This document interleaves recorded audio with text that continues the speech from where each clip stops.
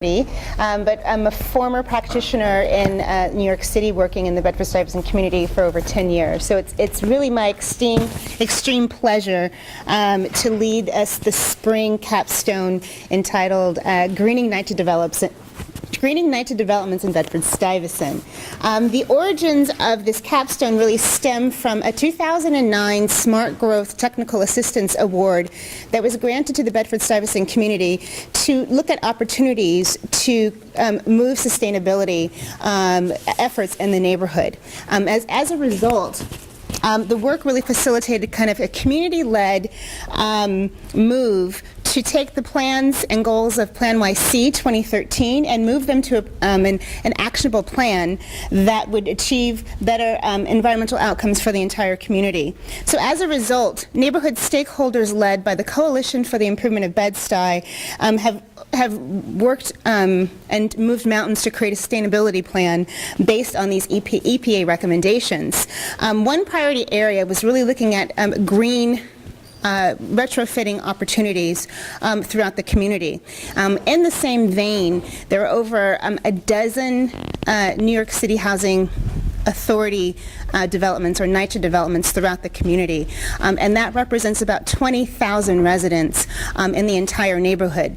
So the challenge really to the students really was to look at what opportunities could come out of that, and the question that they were really asked to address was what are some of the community-led opportunities for greening NYCHA developments that could be achieved through this capstone. And so there are 3 out of 10 talented students that will be leading their efforts around trying to answer this challenge question. And thank you so much for your time. Hi everybody, I'm Megan, and I am going to be beginning the presentation. So this semester, the Greening NYCHA in Bedstuy capstone focused on creating an action plan for CIBS, which is the Coalition for the Improvement of Bedstuy, to improve food accessibility in the neighborhood and to restore the community through the revitalization of vacant spaces, both public green spaces and commercial retail spaces that are vacant. So CIBS is a membership organization that strives to improve the quality of life in Bedford-Stuyvesant. CIBS focuses on maintaining an equitable, healthy, and sustainable community, and our goal for this semester was to provide sustainability recommendations for CIBS, specifically in NYCHA housing complexes, with support from the community. So a little bit about Bedford-Stuyvesant, which is colloquially referred to as Bedstuy. So Bedstuy is highlighted in yellow on the PowerPoint, and it's located in central Brooklyn, situated between Flushing Avenue to the north, with Atlantic Ave to the south, Broadway and Saratoga to the east, and Classen Avenue to the west.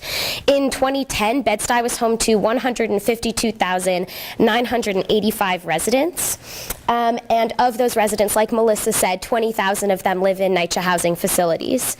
So our target community, as you can see in the left-hand corner, or for you guys the right, was NYCHA, the New York City Housing Authority. So NYCHA is committed to providing safe and affordable housing for low to moderate income New Yorkers. And throughout the course of the semester, we worked on achieving these sustainability recommendations for NYCHA.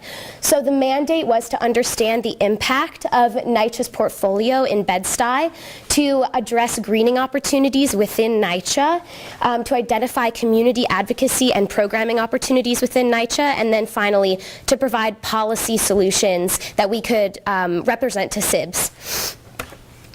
So our goal, our project vision was fourfold, and the first thing that we looked at was analyzing and restructuring current policies. Namely, we looked at the Fresh Initiative and the Healthy Bodega Initiative. Next, we wanted to look at and assess the quality of transportation, specifically in respect to food accessibility in the community. We wanted to look at community involvement. We wanted to create programs that we could engage the community with, either by volunteering or by creating new green job opportunities for youth and adults in the community. And then finally, we wanted to look at physical restoration for vacant spaces. So we looked at 5 different aspects, the first being food accessibility. So a little bit about food accessibility in Bedstuy. Bedstuy is home to 216 food retailers, and 176 of those retailers are bodegas, which is approximately 81%. And there is a substantial portion of the population that shops primarily at bodegas for their food sources. But only 1 in 3 bodegas sells reduced fat milk, and only 28% of bodegas in central Brooklyn carry apples, oranges, bananas, and other produce, as compared to 91% of supermarkets, which there are substantially less of in the community. And then next we wanted to look at solving problems of diet-related diseases in the community. So 1 in 4 children in Head Start programs in public elementary schools is obese, and approximately 63% of adults suffer from obesity or being overweight, which is almost 2 in 3 people. Next, we wanted to look at community engagement, like I said before, involving the community via volunteering or creating jobs. In 2010, the unemployment rate in Bedstuy was 17.9%, and the poverty rate in Bedstuy is 34% as compared to the New York City average, which is 20%, which is a substantial difference. And finally, we wanted to look at neighborhood beautification via the restoration of these vacant lots. So our methodology, first, like I said before, we analyzed current policies like the Fresh Initiative and the Healthy Bodega Initiative. Next, we looked at community engagement and involvement, and we implemented a sample questionnaire to a small population of Bedstuy residents to look at what the community really needed, because we wanted to create programs that were democratically chosen from within the community that are supported by the community. And finally, we looked at data compilation. We used an interactive logistical map to create some data about where retail spaces are, where these vacant spaces are, the proximity of them to NYCHA facilities, and which would be most appropriate to retrofit to be beneficial to NYCHA housing. So our clients' needs, we really wanted to look at creating opportunities for youth participation,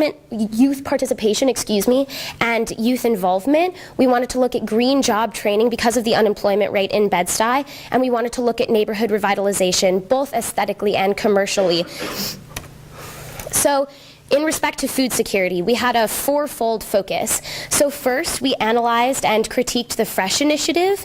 So the Fresh Initiative is part of Mayor Bloomberg's 5-borough economic opportunity plan, and it promotes the revitalization of neighborhood grocery stores in underserved communities. Some of the issues with Fresh, though, is that it limits the retailers that can qualify, and specifically in Bedstuy, the retailers don't necessarily qualify for Fresh, so it's not functioning appropriately in the community. For example, one of the standards that Fresh supplies is that a food retail space must provide 500 square feet of retail space for produce. And like I said before, such a large percentage of the retailers are bodegas, and most bodegas aren't even 500 square feet, so we're talking about having one whole store dedicated to produce, which is highly unlikely. So the next thing we looked at was the Healthy Bodega Initiative. And the Healthy Bodega Initiative is an effort to increase healthy food in bodegas. But we found that the initiative standards were less than specific and not necessarily creating a mandate for bodegas to abide by. So even if they had the staple of being a fresh bodega, they weren't necessarily providing fresh foods for the community members. So we took it upon ourselves to create some improved standards. And in our improved standards, simply what we've done is we have addressed appropriate amounts of food and the types of food and where they should be placed in the bodegas to be most accessible to Bedstuy residents and to benefit the community.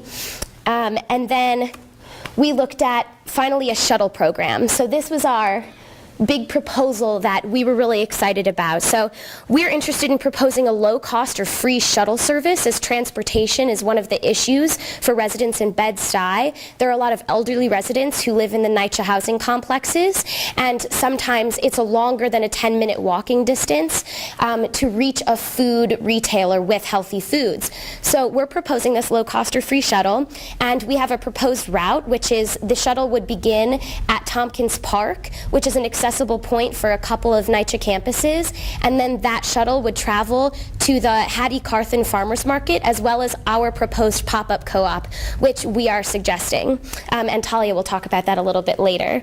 And we have found a couple case studies regarding different shuttles around the country that have been extremely successful. 2 of those were in Los Angeles for supermarkets, and then we found one in Washington, D.C. called the Ward 8 Farmers Market. And Ward 8 has a free shuttle program that makes an 8-stop loop to high population residential areas, and then it travels to the Ward 8 farmers markets, waits while people shop, and then travels back. And it's an extremely successful program, and we would hope to do something similar to help community members have access to these foods that right now they're really limited.